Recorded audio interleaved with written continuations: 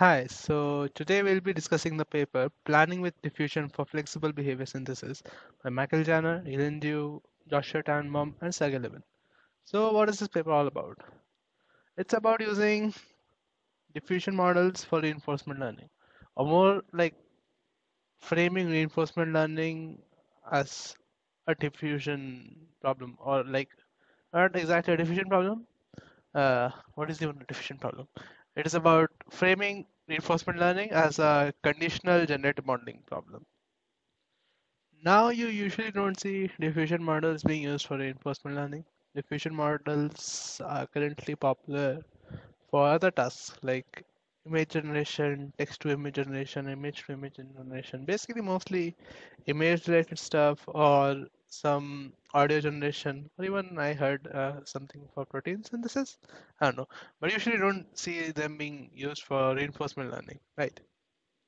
However, this paper does exactly that. It uh, formulates reinforcement learning as something that can be solved by diffusion models. So how does it do that?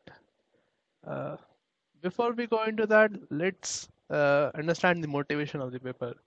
Why did they want to model reinforcement learning as a conditional generative modeling uh, problem? So they give the example of model-based reinforcement learning. So what they say is that in model-based reinforcement learning, the learning is usually used only for the dynamics model, and the decision making itself is left over to classical trajectory optimizers. So what they mean is that in most model-based reinforcement learning approaches, the learning happens for the model. So what does the model say? Say you have to train an agent to drive a car, right? You can't really always train the agent in the real world to train the car, right? Instead, what you might do is you might create a model of the environment. You might create a model of the world, like a simulation, or maybe some even some neural network, which models the environment and which you can use as a proxy for the uh, environment. And usually these models are uh, like represented by a neural network, and they are of the form shown here, where you have a model F, which, given the current state and the current action, predicts what the next state should be. So you can use this model to figure out what the next state would be based on your current state and action. And since you can do that, since you have a way of modeling the environment, you can use this model to execute trajectories without interacting with the real world. So you can use this model to train your agent without using the real world, because training directly in the real world might be expensive or it might even be unsafe. You can't really have a untrained agent driving a car around and hitting someone. And also it is expensive because you can't have agents like if you want to collect a lot of training data, you can't have a lot of cars driving around in the world, right? Unless you're Tesla. So what these model-based reinforcement learning approaches usually do is that they learn a very good model. So they'll learn a model which is very good, which approximates the world well. So they'll focus on the learning of the model. And once you have the model, they'll just leave the planning to very simple or classical approaches. There won't be much learning involved. That is what the paper claims. Although I'm not very sold on to this, because there are approaches which learn planning on top of these models itself, which learn the planning also, which learn the control also. Like there are works called Dreamer and Dreamer V2, which learn a actor-critic model on top of the, which learns an actor-critic agent on top of the model. So they do learn a policy on top of that model, which is like learned and not a classical trajectory optimizer. So I'm not really sold to this claim, but yeah, according to them, most approaches leave planning to classical optimizer. And what does planning mean here? It is like if you have access to the model. So say you are playing chess, right? You're playing chess and you have a model of the environment. You you know how what will happen, like you have a chessboard, right? You have some pieces, and you know what will happen if you move one piece here. You will know ki, okay, this piece will get here. Now you know ki what will happen if I move this piece here. You'll know what will happen here. So you know how the world will progress. So what you can do is that you can execute trajectories in your imagination. You can roll out multiple trajectories. You can create multiple plans. You can create a plan like I'll move my king here, then I'll move my queen there, then I'll move my rook there. And you can execute and see what that will lead to.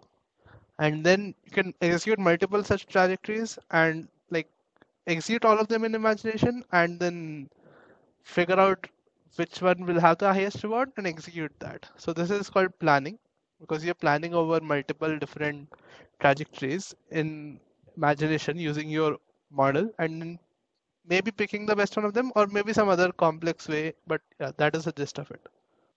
The problem they point out is here. What they say is that these classical planning approaches, they are not designed to be used with a model. They are designed to be used with ground truth data. So they are designed to be trained with an exact environment. So uh, going back to the example of a car, a planning algorithm is will assume that the model which it is using is perfect. It will assume that uh, the model has zero approximation error. That the model is that learning a plan, like finding a good plan in the model, is the same as finding a plan in the real world. So it will a planning approach will find whatever way it can to exploit the model and find a plan which leads to a high reward. The problem is that a model is still a model.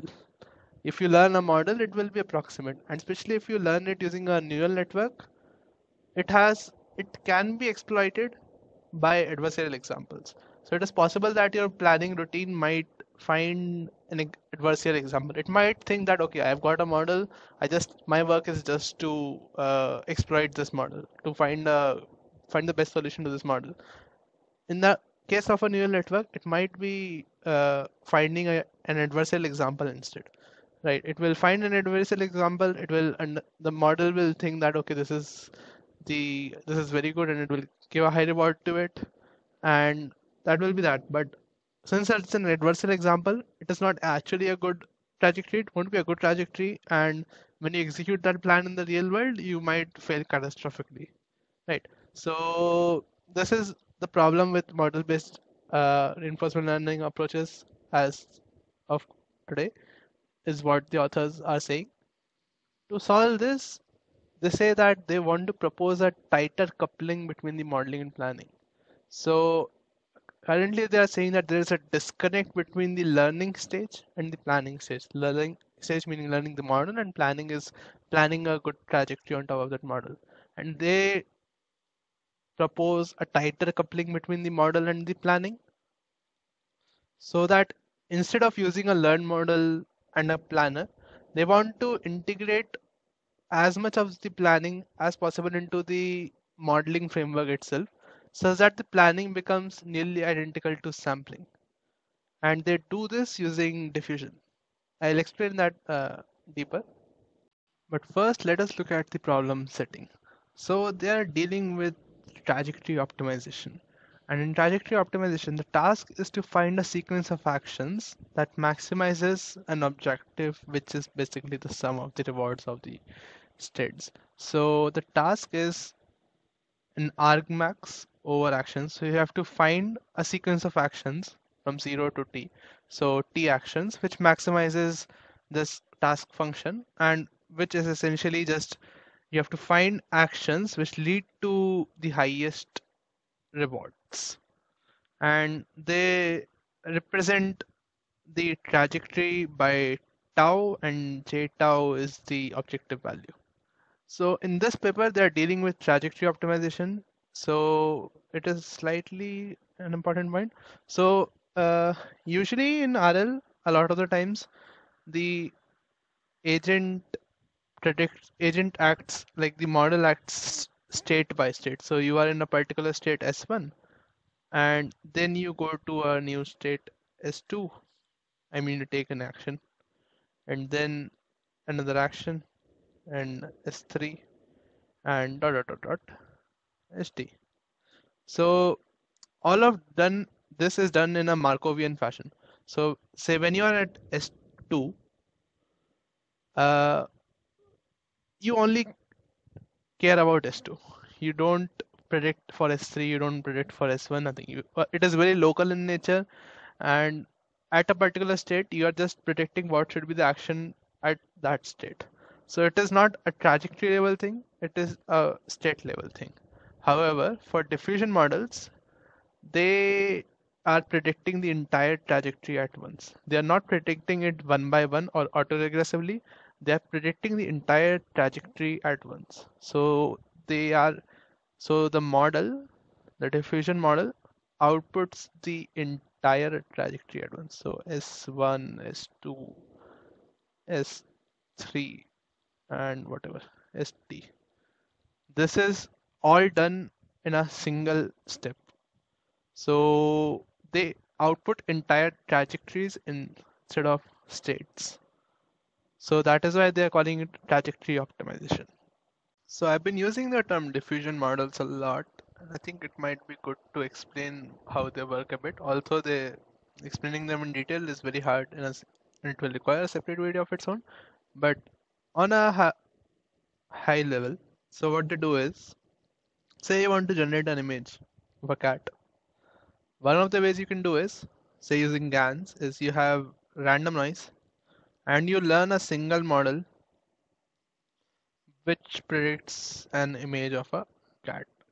Okay, let's say a person instead. It is easier to make a person of a person.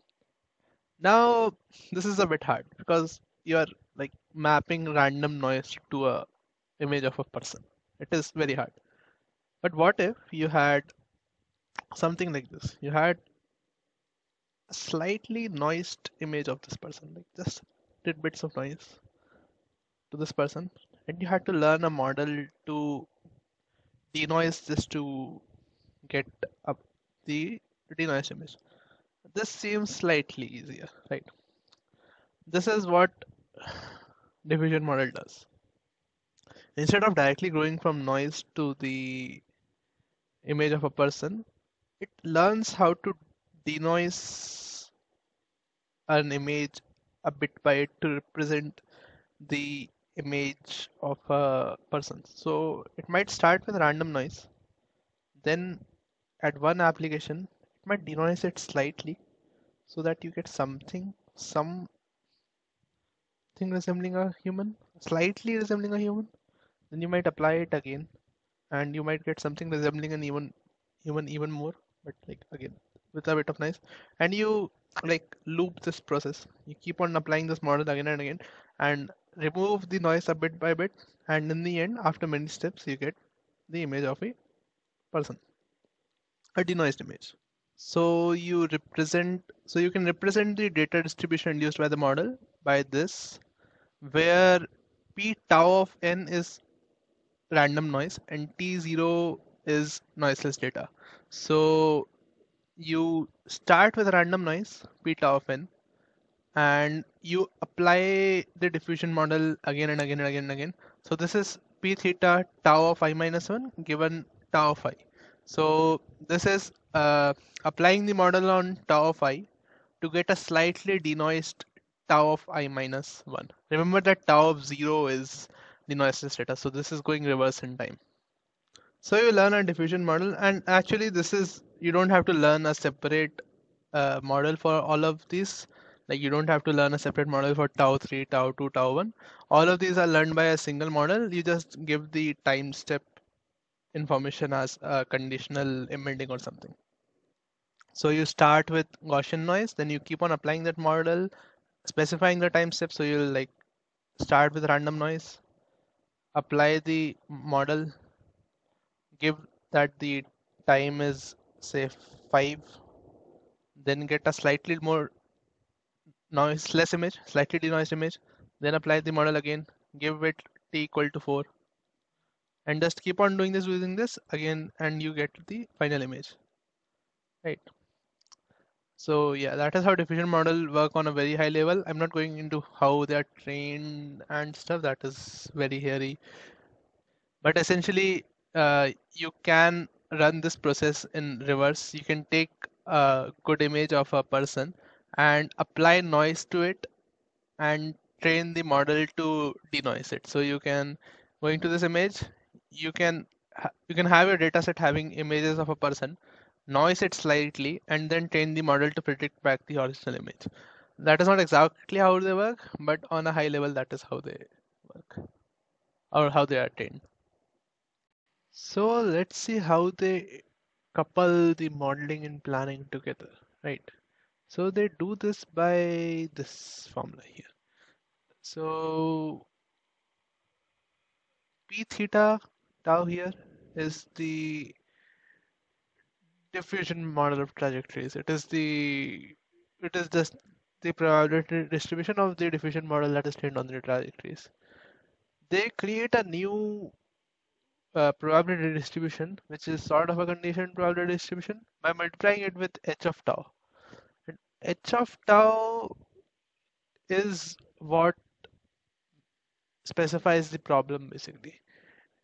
So h of tau can be a lot of things. It can be a set of constraints that the trajectory should start from initial state to a final state. H of tau could also be the reward function. Like uh, it could tell how much reward the trajectory has, and it could also contain prior evidence such as observation history. So h of tau basically conditions the trajectories to have a certain property. Because if you perform inference from this new perturbed distribution, it has a high probability if both of these are high. So if p theta is high, it means that the trajectory is physically realistic under p theta tau, and also that it is high reward or constraint satisfying under h of t. So p theta of tau represents the dynamics information, and that is separate from h of tau. So you can learn a single diffusion model p theta of tau and just change h of tau for a new task. So you can keep p theta tau constant, you can keep your model of trajectories, diffusion model of trajectories common, and you can just change h of tau, and you can change the task based on that. So that makes it very flexible. And you just need to sample from this new distribution, and that will integrate both modeling and planning in a way. So here they give a motivation for why their model is not autoregressive in nature. They say that blurring the line between sampling from a trajectory model and planning from it yields a constraint that you can't do it autoregressively, because consider that you condition your trajectory that it should start at an initial state and end at a final state. So the next state S1 depends on a future state as well as the prior one. It depends on both S0 and ST. ST is a prior state. ST is a future state, and S0 is an is a previous state. So you can't do this auto-regressively because you won't know what ST is. So here they state that while dynamics prediction is casual, dynamic prediction is what is the next uh, state given the current state. This could be causal because the next state just depends on the current state and the action. But decision making and control can be anti-causal, because decisions in the present are conditioned on the future. So what decisions you make right now is also decided by what will you make in the future, right? If say for a car, if you have to reach a particular goal, then you would make your turns and stuff based on that in right now. So your decisions in the present will be conditioned on your decisions in the future. Here they claim that despite that their diffusion model not being autoregressive or Markovian in nature, it has a relaxed form of temporal locality. So how is that? If you go here in this diagram, this is how their prediction is working. You have a sequence of states and actions, and you predict the next sequence of state and actions. Not the next sequence, you just take the entire trajectory and denoise it. So this is at S capital 1 and you get S capital 0. This is like going backward in time in the sense of diffusion models, in which case tau of 0 was the noiseless trajectory. So they use temporal convolutions here. So this is sort of a convolution layer. They apply a convolution layer here to get this. So S of t, in this case, this has a receptive field of 3. So it will depend on just the current, previous, and the next state. It won't depend on the entire thing, right? So by this, they can enforce a sort of temporal locality. So a small receptive field constrains the model to enforce local consistency during a single noise step. But if you in diffusion models you keep on looping this, right? You keep on applying the diffusion model. In that case, just as in convolution models, when you club multiple convolutions, the receptive field grows. After some time, it will, like if you apply a convolution on top of this, it will cover these three. But this will depend on these three, and this will depend on this three. So in effect, this would actually depend on all 5 of them. And if you keep on applying them, it would sort of drive a global coherence as well. While also at a single step, it will depend on things locally, but as a whole, it will also enforce a global coherence, which is important because you want the trajectory to make sense at a global level. But a local receptive field is also important because we want a trajectory to be locally consistent. Because let me first erase all this stuff. Yeah, because ST should depend on ST minus 1 and ST plus 1 because uh, this is actually connected in time. You go into ST from ST minus 1 and you go into ST plus 1 from ST. So it should be you should be able to go from this state to this state. So there is a local consistency that needs to be managed. This state, you can't predict ST based on some very far away state and ST minus 1 based on some other very far away state, and like there couldn't be a very big discontinuity between them because you need to go from one state to another. So there should be a local consistency. At the same time, the trajectory as a whole should also make sense. So there should also be a global consistency, and this is enforced by using temporal convolutions. So at a particular step, you have a local consistency, but if you stack a lot of them, the receptive field increases and you drive global coherence. Here they say how they represent the trajectory. So in this case, they represent the trajectory as a two-dimensional array of state and actions. So this is the entire trajectory, and each column is the state and the action taken at that time. So it is so this is the temporal dimension, and this is sort of the feature length. So in a way, you apply temporal convolutions on top of this, like this, like this, like this, like this. So you have temporal convolutions across the time dimension, right?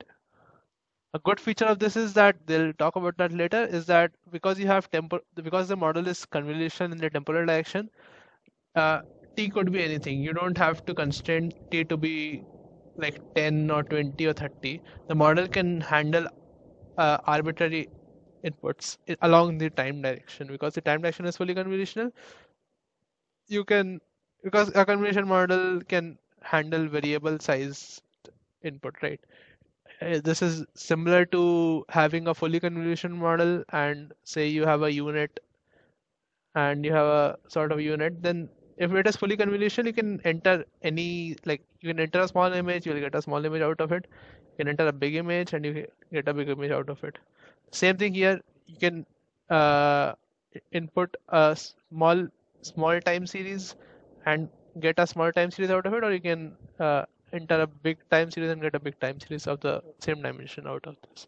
So this means that the model can approach variable time horizon planning as well. So this is what they say, that the ingredients are: the entire trajectory should be predictive non-autoregressively. Each step should be temporarily local, and the trajectory representation should allow for equivalence along one dimension, the planning horizon, but not on the other. So this is basically talking about the fully convolutional nature only. And they say that they satisfy all these three criteria by using repeated temporal convolution in a way of a unit. So units are used a lot in diffusion models. Most of them are unit based. So they have a two-dimensional spatial convolution because they are taking images as input. Instead, in this case, they have one-dimensional temporal convolutions. Okay. And this is a diagrammatic representation. So you have this whole trajectory of state and actions. You pass it through the diffusion model and it denoises it to a new set of state and actions, a new trajectory of set of actions, which is hopefully better. And you keep on repeating this. And also you can give in this J, which is that H tau thing. So you can specify J a guide function to bias this sampling towards trajectories which have a higher reward. This is sort of similar to classifier guidance in diffusion model. So you have your diffusion model, and then you have sort of a classifier or a score function or whatever, which is used to guide the sampling process uh, towards trajectories or towards samples which satisfy some category. In this case, you want them to have a higher reward, maybe. So now let's talk about how reinforcement learning is seen as guided sampling. I won't go into exactly the maths of it because it is way too complex. Even I don't understand much of it. But essentially, in the end, what you get is p theta tau of I minus 1. So the denoised trajectory uh, it is parameterized by a Gaussian distribution, which is predicted using the old trajectory, and you have a mu and a sigma. These are very common in so in diffusion models you predict a mu and a sigma. So this is what they're talking about. These are the parameters of the original reverse process. So if it was unconditioned, if you had no constraints, this is what you would get. Like you would enter a tau I, and you would get a mu of tau I minus 1 and a sigma of tau I minus 1. So you would get a mean and a variance for what the denoised trajectory should be. But in this case, you have a constraint function j of mu, which represents how good the trajectory is. And so this is what they show. J of mu is the sum of the rewards of the trajectory. It is how high reward the trajectory is, and g is the gradient of that. So g is sort of the gradient of j of mu, and j of mu represents the rewards. And what we sample is not mu, but mu plus sigma g, and g is basically gradient of j of mu.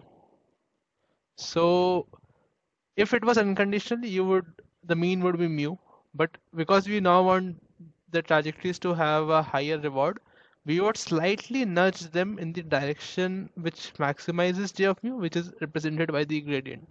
So you can say that if it was unconditional, we'll have an unconditional process, and if it is conditional, we'll slightly nudge the output of the unconditional process in the direction which maximizes the reward. And maximized direction is basically given by the gradient. So this is very similar to classifier guidance. So they say that this is very similar to classifier guided sampling, in which this could be a sort of a classifier, and you can like nudge your mean in the direction which maximizes the probability that the classifier classifies that image to a particular category. So this is very similar to that, right? So now they have a recipe for it. So first we train the diffusion model p theta tau on the states and actions of all trajectory data. So to train this approach, diffusers, what you do is that you gather trajectory data. You can execute your agent in the environment or whatever, and gather some trajectory data. You train your diffusion model on them, which so it can generate new and new trajectories. Then you train a value function of sorts. So you train a j of phi to predict the rewards of the trajectory.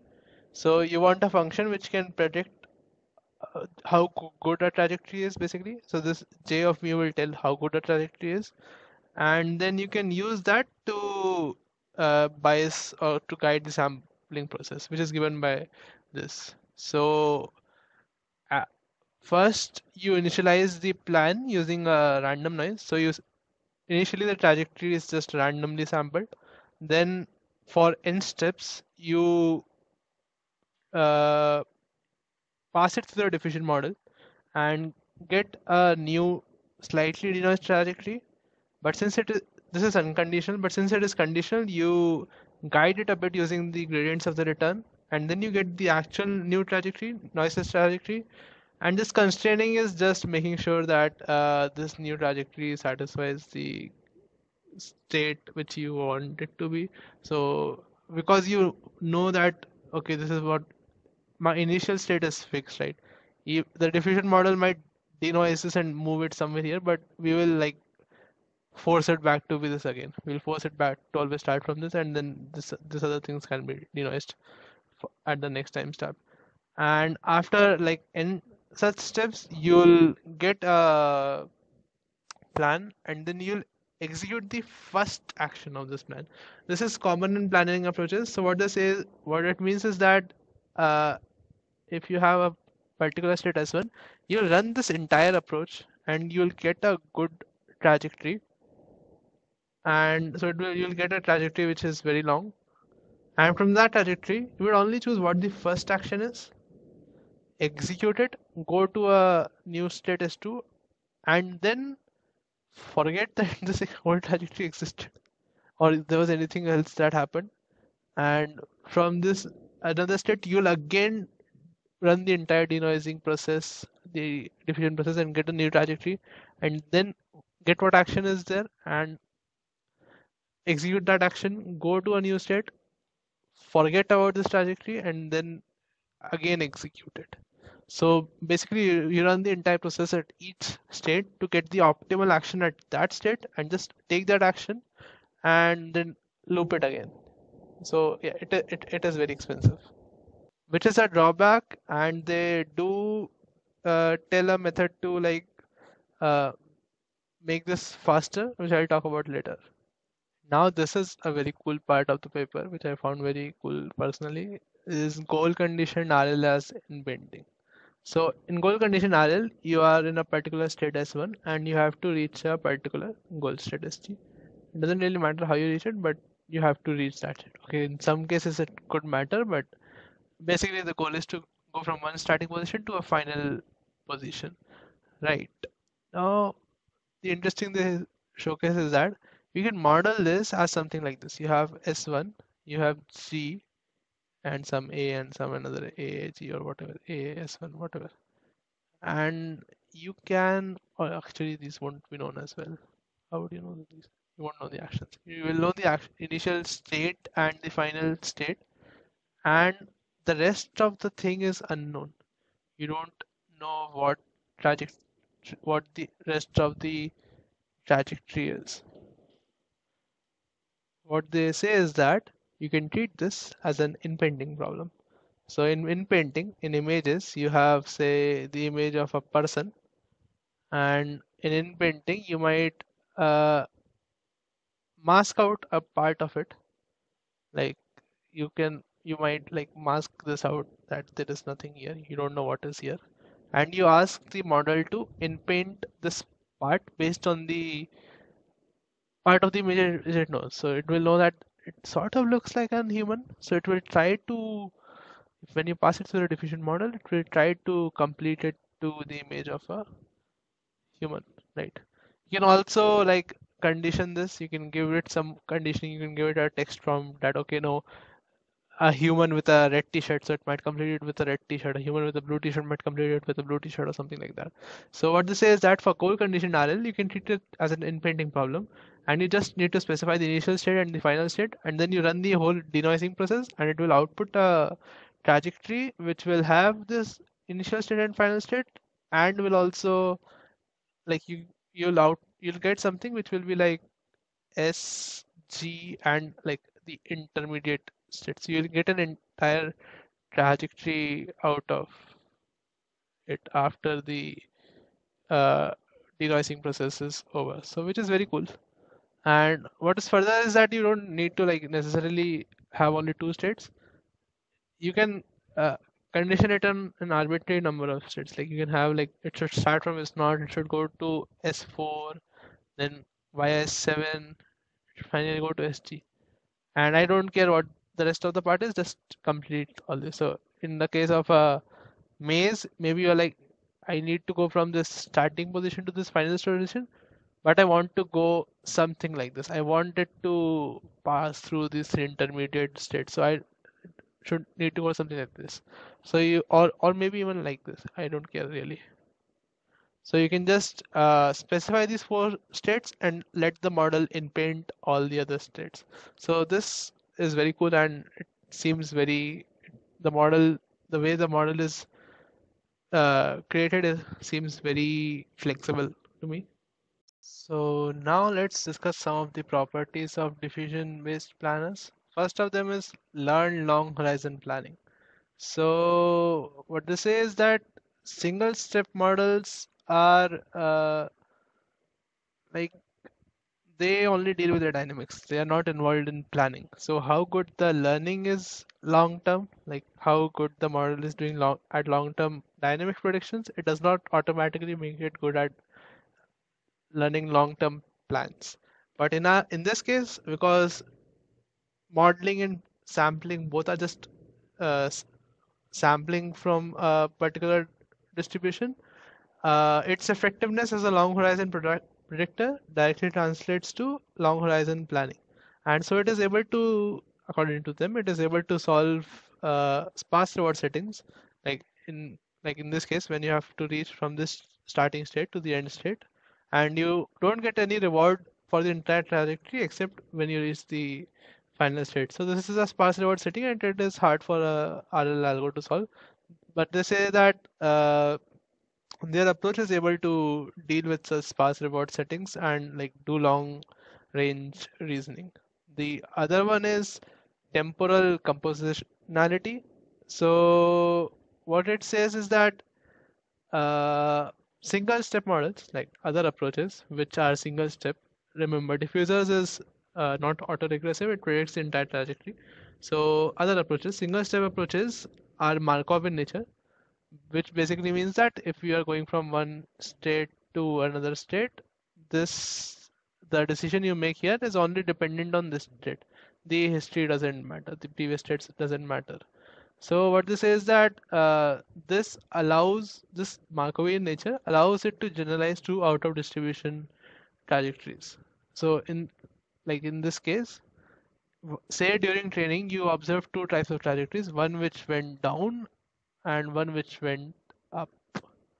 Now these are two different trajectories. But because it is very local in nature and Markovian at nature, at the center, at the center state, you have observed that I can go both up and down. Because locally, you have seen that you can go both up and down. Globally, that you were going always up and always going down, it doesn't really matter. Locally, you were able to go both down and up. So when you're executing this plan, say you want to go from this location to this location, while you are here, you can sort of stitch both of those natures together. Like here you were moving upward, but now you can start moving downwards because at this intersection point, you knew that locally I can go both up and down. So because you were going upward previously, it doesn't mean that you'll keep on going upward because the decision here is independent of the past. So you can switch your direction and go downwards. So this is for Markovian models. They say that their approach is also able to do that because of that temporal locality, temporal convolution thing, that because their model has temporal locality, it is also able to do the similar thing as Markovian models.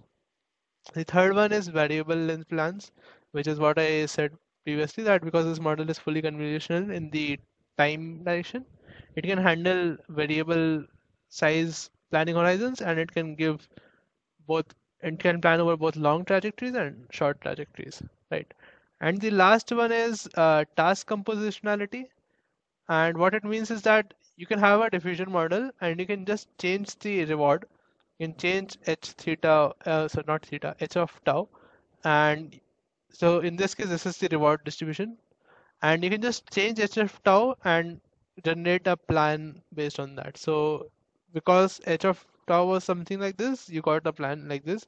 If it was something else, you might have gotten something else. So, so planning can be guided by perturbation functions or even combination of multiple perturbation functions corresponding to different rewards. You only need to learn one diffusion model for the probability distribution of the trajectories, and the the conditioning you can do based on different types of reward structures based on different tasks you want to solve. And this makes the approach very flexible.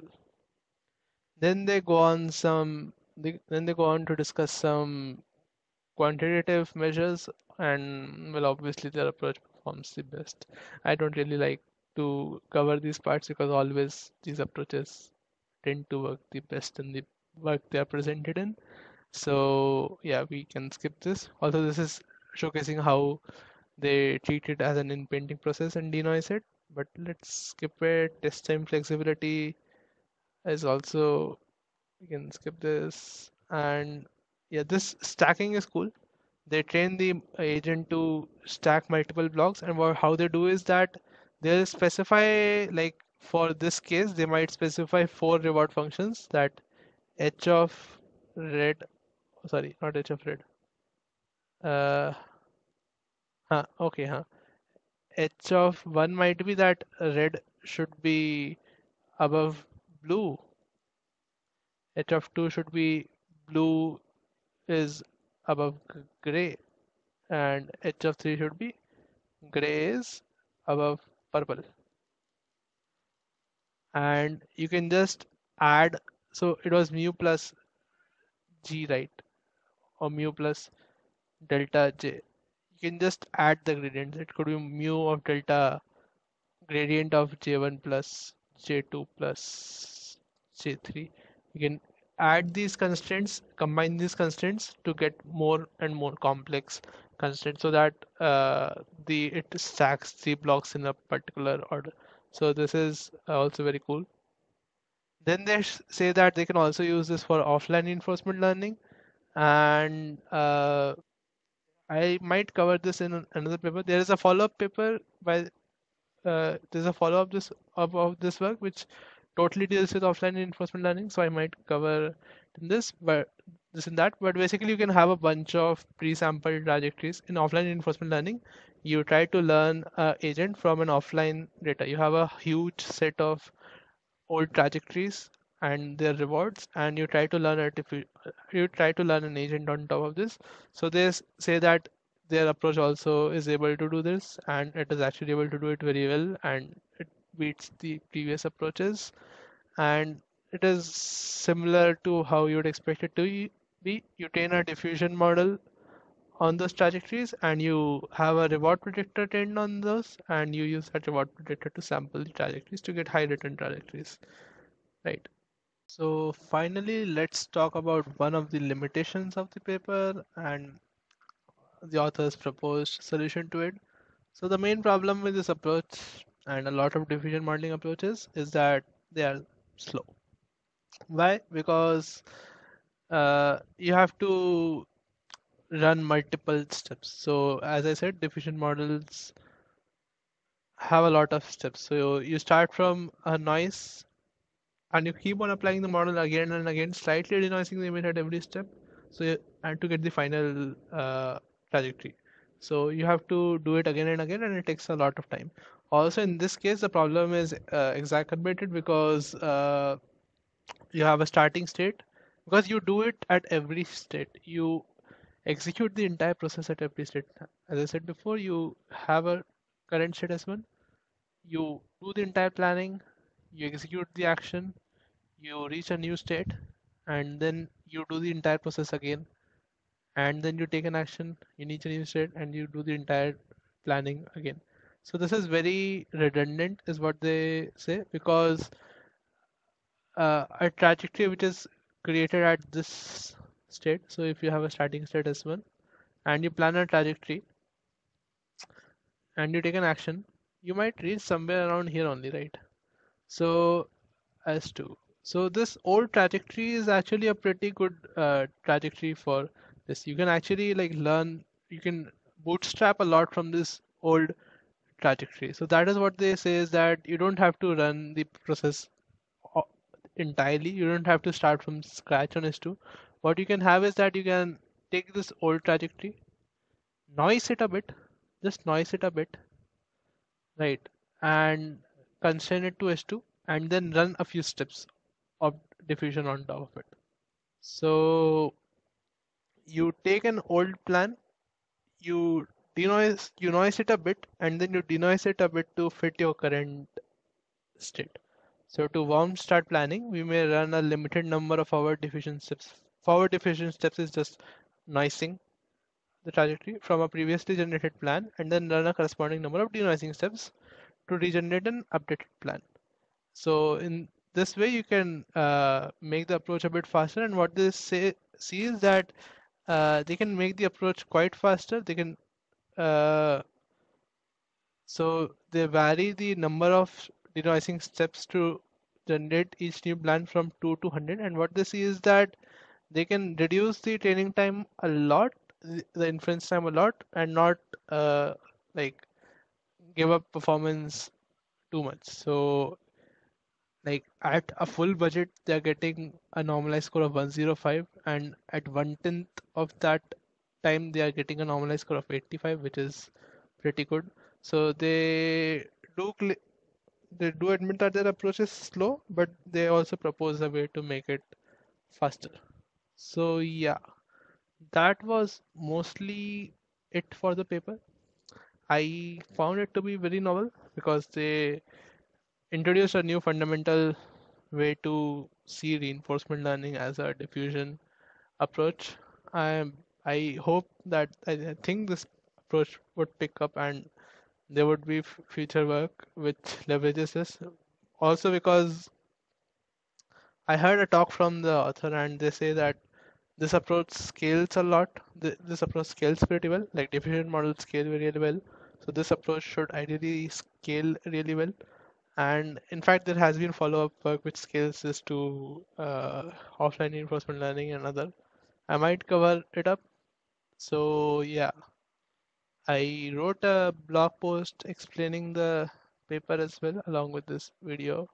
So you might have a look at it if you are interested. It does cover the same things in the video, but in a textual format. So yeah, this is also integrated into Hugging Face diffusers. So this is diffusers and they have this model integrated inside it and they have a collab for it. So you can have a look at the code if you want. I might cover the code I might add to this video covering the GitHub code of this paper if I get time. But yeah, that is mostly it for this video. So yeah, thanks for watching.